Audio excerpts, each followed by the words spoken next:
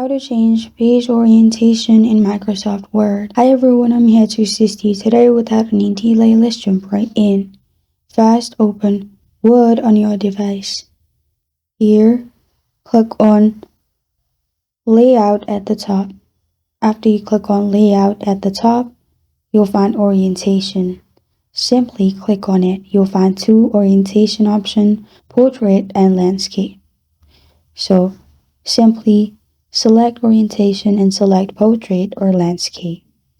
And if you choose Portrait, it will be in vertical way. And if you choose Landscape, it will be in horizontal way. So simply select the one you prefer and start typing in your word. This is how to change page orientation in Microsoft Word. Thank you for joining me today. If this video helps you out, please leave a like and subscribe for more. Got a question or want to suggest a topic, comment below. Thank you for watching.